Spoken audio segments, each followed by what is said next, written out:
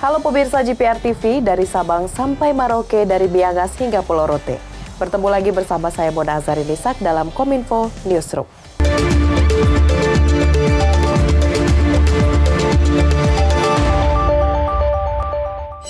Menkominfo Republik Indonesia mengimbau industri hiburan melakukan percepatan migrasi ke teknologi digital. Selain itu, dalam rangka migrasi digital sangat dibutuhkan sumber daya manusia memiliki kecakapan digital agar mampu bersaing dan mengikuti perkembangan industri hiburan yang dinamis. Menteri Komunikasi dan Informatika Johnny G. Plate mengatakan bahwa migrasi itu penting karena disrupsi teknologi di bidang hiburan semakin cepat, terutama pada masa pandemi COVID-19. Menkominfo juga menyampaikan bahwa dalam migrasi digital sangat dibutuhkan sumber daya manusia yang memiliki kecakapan digital agar mampu bersaing dan mengikuti perkembangan industri hiburan yang dinamis. Migrasi ke teknologi digital juga menjadi upaya agar industri hiburan nasional mendapat keuntungan dari perkembangan industri hiburan global. Disrupsi teknologi juga ikut berdampak terhadap produksi, pemasaran, dan disrupsi sektor industri hiburan.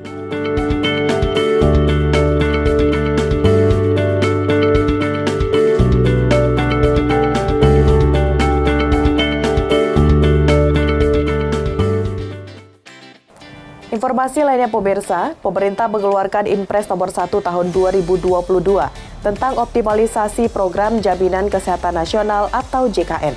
Sesuai dengan pidato Menteri Koordinator Bidang Pembangunan Manusia dan Kebudayaan, Muhadjir Effendi, 98% penduduk Indonesia pada tahun 2024 mendatang sudah terdaftar sebagai peserta BPJS Kesehatan. Dalam rangka memberikan kepastian akses layanan kesehatan bagi seluruh masyarakat, pemerintah mengeluarkan Inpres nomor 1 tahun 2022 tentang optimalisasi program Jaminan Kesehatan Nasional atau JKN. Program Jaminan Kesehatan Nasional sendiri merupakan salah satu implementasi mekanisme asuransi sosial melalui pengumpulan iuran seluruh peserta yang wajib guna membangun kebersamaan antar peserta melalui konsep gotong royong. Menteri Koordinator Bidang Pembangunan Manusia dan Kebudayaan Muhadjir Effendi mengatakan, penerbitan Inpres tersebut bertujuan untuk mengejar target cakupan kesehatan semesta hingga 98% dari keseluruhan penduduk di tahun 2024.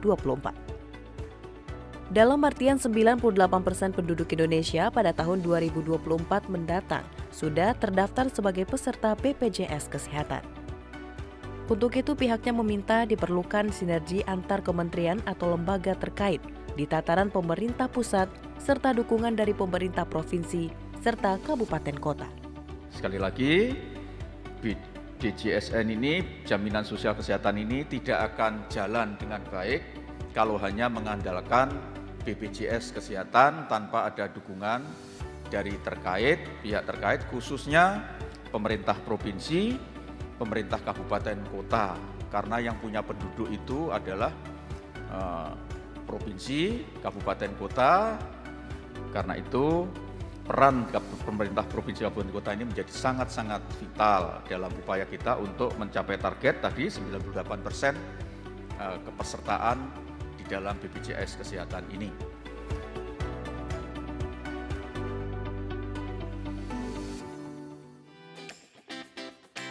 Pemirsa, pembangunan ibu kota negara baru nantinya akan dilengkapi dengan fasilitas yang canggih dan juga ramah lingkungan. Dengan konsep kota yang cerdas dan di dalam hutan, smart dan juga green menjadi tolak ukur utama dalam pembangunan ibu kota negara baru Nusantara.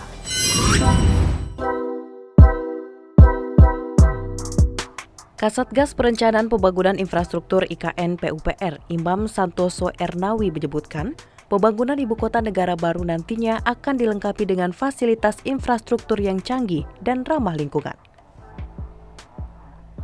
Bukan hanya infrastruktur regional seperti bandar udara dan jalan tol yang canggih, namun di pusat kota IKN serta di dalam bangunan juga akan dikemas dengan infrastruktur canggih. Dengan konsep kota yang cerdas dan di dalam hutan, smart dan juga green menjadi tolak ukur utama dalam pembangunan ibu kota negara baru nantinya. Smart dan kemudian green itu tolak ukur utama. Nah, di dalam urban design kita mencoba untuk menjabarkan seluruh kriteria yang ada di rencana induk itu di dalam KPI. Jadi di dalam Key Performance Indicator kita, di dalam desain kawasan inti juga kita coba jabarkan semua itu. Tentu muaranya adalah smart atau green gitu, kira-kira seperti itu lah. Ini intinya. Nah nanti elaborasinya bisa sampai mana tentu akan seperti tadi. Misalnya jalan akses menuju KIPP gitu ya, dengan kriteria harus 30 menit gitu ya, maka trase yang awal dulu kita coba sesuaikan gitu. Kita coba sesuaikan sehingga ketemu jalan yang lebih pendek gitu ya, tapi mau tidak mau mungkin perlu ada teknologi khusus dan sebagainya. Nah itu barangkali harus kita tempuh juga gitu.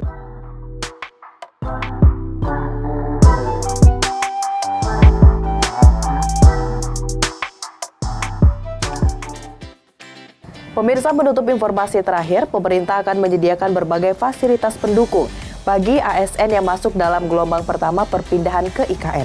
Selain itu, di perumahan ASN nantinya juga akan dibangun fasilitas pokok termasuk fasilitas pendidikan. Pada gelombang pertama, perpindahan berbagai perangkat pemerintahan ke ibu kota negara baru, pemerintah juga akan menyediakan berbagai fasilitas pendukung bagi ASN. Di perumahan aparatur sipil negara nantinya juga akan dibangun fasilitas pokok termasuk fasilitas pendidikan.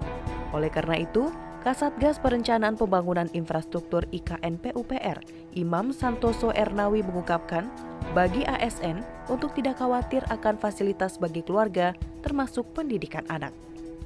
Untuk ASN itu dan juga mungkin nanti kalau sudah mulai ada perumahan umum gitu ya atau komersial, itu otomatis nanti akan ada sesuai dengan standar teknisnya itu seluruh kegiatan fasos, fasum, dan fasilitas ekonomi itu secara gradasi tingkat kawasan fasilitasnya disediakan. Ya. Nah itu akan kita lakukan juga secara khusus nanti di kawasan perumahan gitu, terutama perumahannya ASN. Jadi nanti di perumahan ASN itu tidak sekedar rumah saja gitu ya, tetapi akan ada sekolah, ada pasar gitu ya, dan lain-lain lah kira-kira seperti itu. Itu kira-kira, jadi akan ada itu nanti akan ikut dibangun otomatis. Jadi misalnya untuk skala setingkat kecamatan itu misalnya berapa sekolah lanjutan, kemudian di tingkat kelurahan berapa sekolah dasar gitu ya, itu tetap kita mengikuti standar itu, otomatis lah. Pemirsa, itulah ragam informasi yang telah kami kemas untuk Anda. Dapatkan update berita pilihan setiap harinya di kanal GPR TV atau melalui sosial media gprtv.id. Saya Mona Azarini pamit, sampai jumpa.